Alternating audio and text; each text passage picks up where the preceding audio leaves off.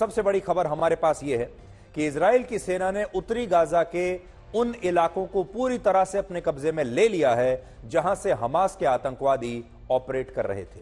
और पिछले 24 घंटे में इजराइल ने हमास के 8 बड़े आतंकवादियों को मार डाला है और उत्तरी गाजा में अब भी बड़े पैमाने पर इजराइल की सेना जमीनी हमले कर रही है।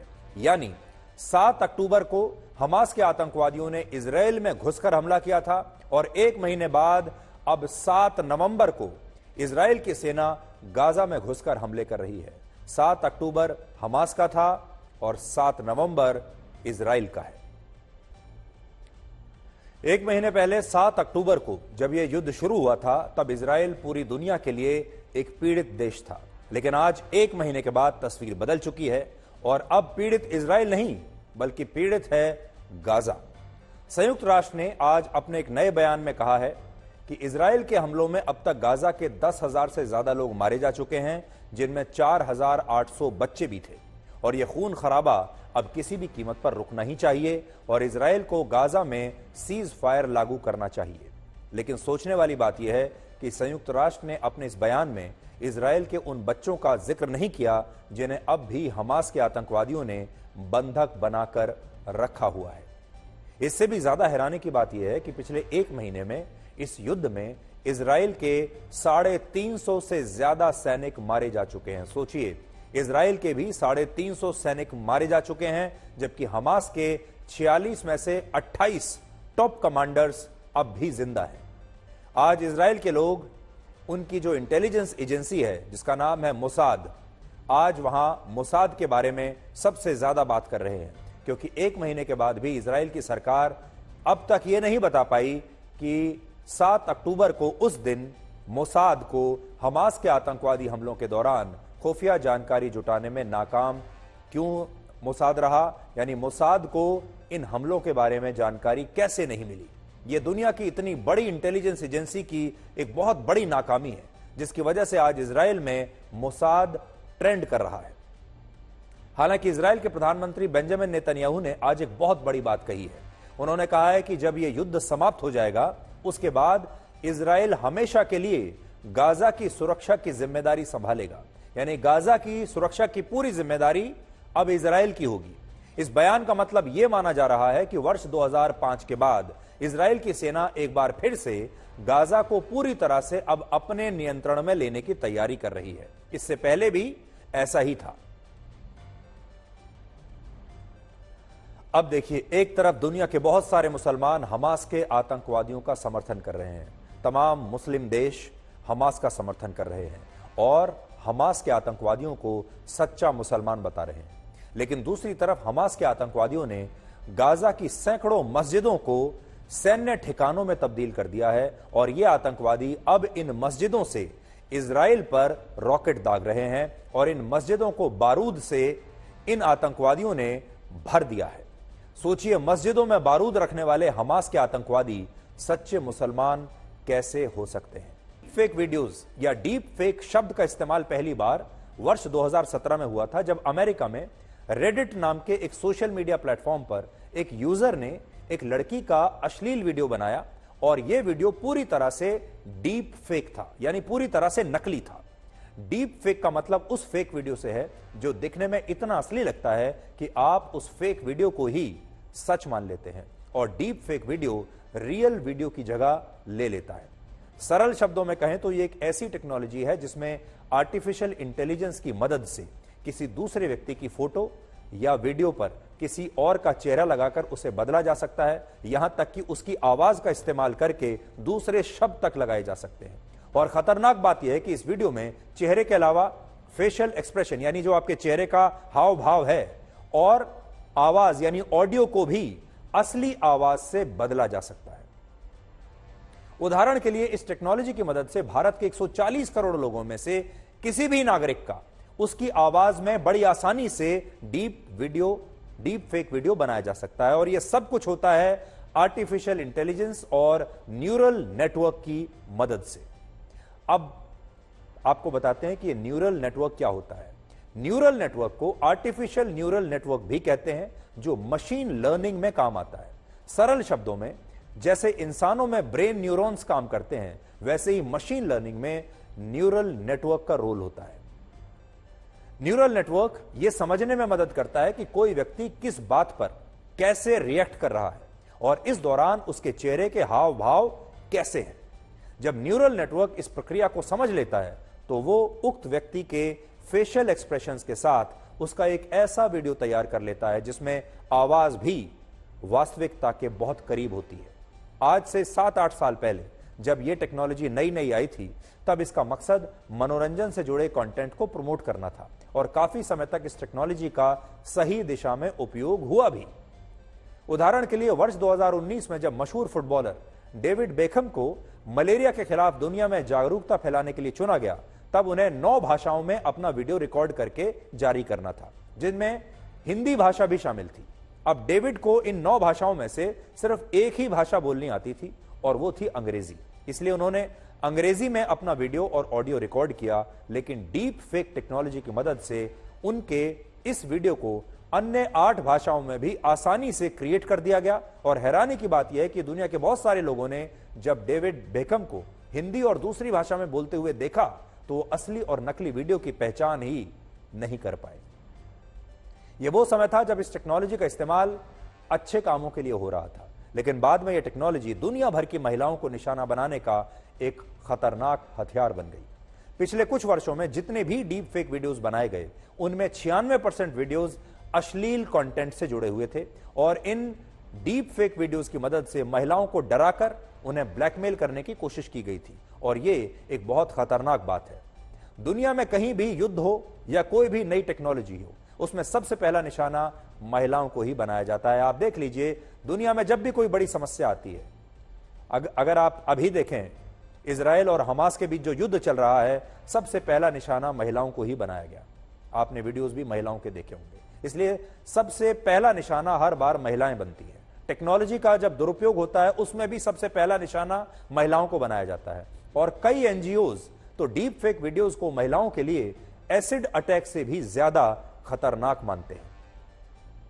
वर्ष 2021 में अमेरिका में प्रकाशित हुई एक रिपोर्ट में डीप फेक वीडियोस के खतरों के बारे में बताया गया था, जिसके मुताबिक इस तरह के वीडियोस 2 देशों के बीच युद्ध तक करा सकते हैं, किसी भी देश की सेना और सरकार के बीच विद्रोह की स्थिति पैदा कर सकते हैं, देश में सांप्रदायिक दंगे भड़का सकते हैं, किसी भी देश के नागरिकों में सरकार के प्रति नफरत पैदा कर सकते हैं, महिलाओं के खिलाफ अपराध को बढ़ावा दे सकते हैं और ये वो वीडियोस हैं जो ऐसा भी कुछ कर सकते हैं जिनकी इंसानों ने शायद अभी तक कल्पना भी नहीं की है। उदाहरण के लिए, डीप फेक वीडियो की मदद से चीन के राष्ट्रपति शी जिनपिंग को यह कहते हुए दिखाया जा सकता है कि वो अमेरिका पर आज रात को हमला करने वाले हैं या चीन भारत पर हमला करने वाला है।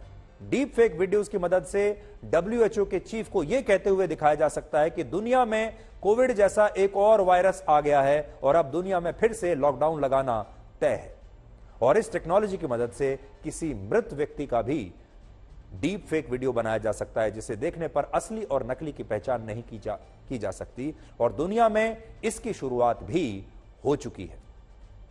पिछले साल यूक्रेन के राष्ट्रपति व्लादिमीर जेलेंस्की का एक वीडियो सामने आया जिसमें वो ये कहते हुए दिख रहे थे कि यूक्रेन के सैनिकों को इस युद्ध में अब रशिया के सामने आत्मसमर्पण कर देना चाहिए और तब इस वीडियो ने यूक्रेन के सैनिकों में राष्ट्रपति जेलेंस्की के खिलाफ असंतोष पैदा कर दिया था। लेकिन बाद में पता चला कि ये एक डीप फेक वीडियो है और यूक्रेन के राष्ट्रपति ने कभी भी अपनी सेना को आत्मसमर्पण करने के लिए नहीं कहा है।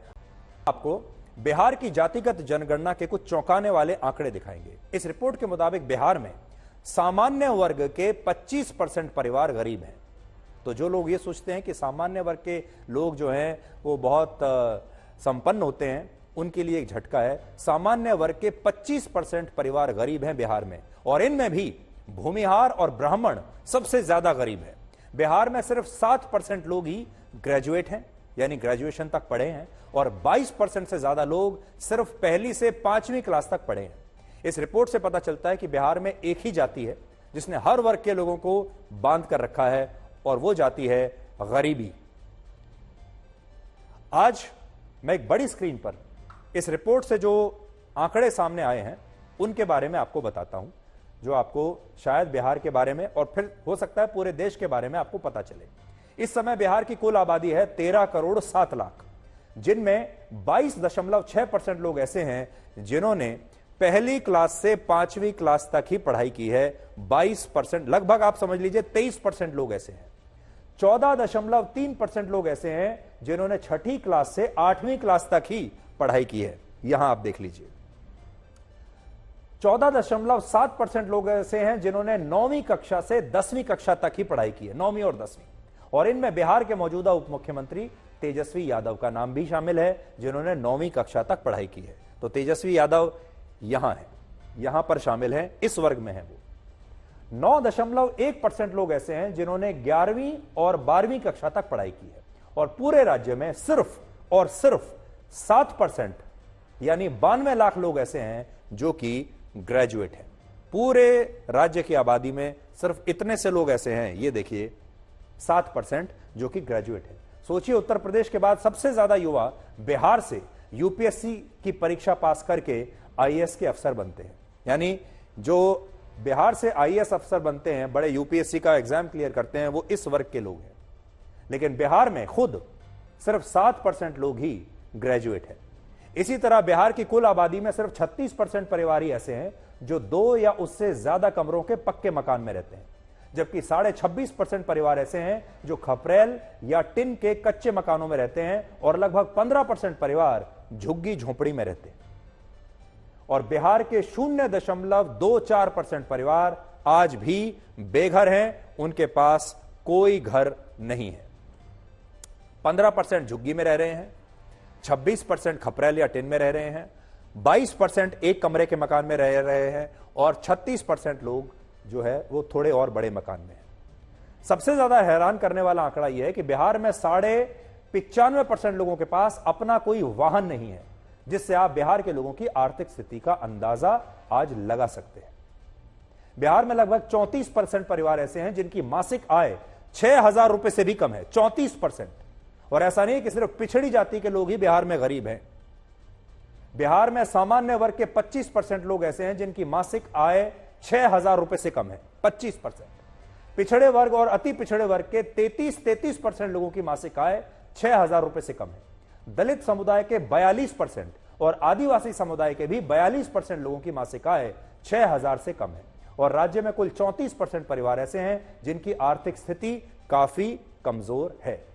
सामान्य वर्ग में भी भूमिहार जाति के 27.5% परिवार, ब्राह्मण जाति के 25.3% परिवार और मुस्लिम समुदाय में खुद को शेख बताने वाले 25.8% परिवार गरीब परिवारों की श्रेणी में आते हैं। ये जातिगत ब्रेकअप आप देख सकते हैं। गुस्सा किसे नहीं आता, किसी ना किसी बात पर तो आ ही जाता है। कभी अपनों पर आता है, कभी परायों पर आता है, कभी घर में आता है, कभी बाहर आता है, कभी दफ्तरों में भी आता है। कई लोग तो अपने गुस्से के लिए बदनाम हो जाते हैं। लोगों को उनसे शिकायत होती है, चाहे आपका आस पड़ोस हो, दफ्तर हो, लोग गुस्सैल लोगों से बचकर रहना चाहते हैं। गुस्सा इंसानी फितरत है, जिंदगी का हिस्सा है, लेकिन गुस्से को कभी अच्छा नहीं माना गया। इससे हमेशा बचने की ही सलाह दी जाती है और क्रोध को आग से भी ज्यादा तेज बताया गया है अभी तक। कबीर ने एक दोहे में कहा था, क्रोध अगन घर घर बढ़ी, जलय सकल संसार। यानी आज से लगभग 600 साल पहले कबीर कहकर गए कि क्रोध से दुनिया जल रही है। लेकिन क्रोध आज के जमाने में भी है और आज भी उसके बारे में धारणा वही है जो सदियों पहले से थी कि गुस्सा बुरी बात है। लेकिन विज्ञान की खासियत यह है कि वो किसी भी बात को बिना प्रमाण के कभी स्वीकार नहीं करता और वो सुनी सुनाई बातों को भी कसौटी पर तोलता है। तो ऐसा ही कुछ गुस्से को लेकर भी हुआ, जिससे सारी दुनिया अब तक बुरा मानती रही है। उस गुस्से के बारे में अमेरिका में एक शोध किया गया और उस शोध से ये बातें सामने आई कि गुस्सा हमेशा बुरा नहीं होता। अमेरिका की एक बहुत पुरानी और reputed university Texas A&M university में हुई स्टडी का कहना है कि ऐसे लोग जिन्हें गुस्सा आता है वो मुश्किल काम करने के मामलों में दूसरों से बेहतर होते हैं। यानी जिन्हें गुस्सा आता है वो मुश्किल लक्ष्य हासिल करने में ज्यादा आगे रहते हैं। उनकी परफॉर्मेंस ऐसे लोगों की तुलना में बेहतर होती है जिन्हें गुस्सा ही नहीं आता। इस रिसर्च में लगभग 1000 लोगों पर प्रयोग किए गए और 1400 लोगों के साथ सर्वे करके डेटा जुटाया गया और उनके एनालिसिस के आधार पर यह रिपोर्ट बनी। इन लोगों को अलग अलग स्वभाव वाले लोगों के ग्रुप्स में बांट दिया गया और इन लोगों के साथ 6 तरह के प्रयोग किए गए। जैसे एक प्रयोग में लोगों को वर्ड पजल्स सॉल्व करने के लिए दिए गए और पाया गया कि ऐसे लोगों ने ज्यादा पहेलियां सुलझाई जिन्हें गुस्सा ज्यादा आता है। ऐसे लोगों ने पहेलियों को सुलझाने में ज्यादा जोर भी लगाया, यानी उन्होंने दूसरों की तुलना में जल्दी हार नहीं मानी।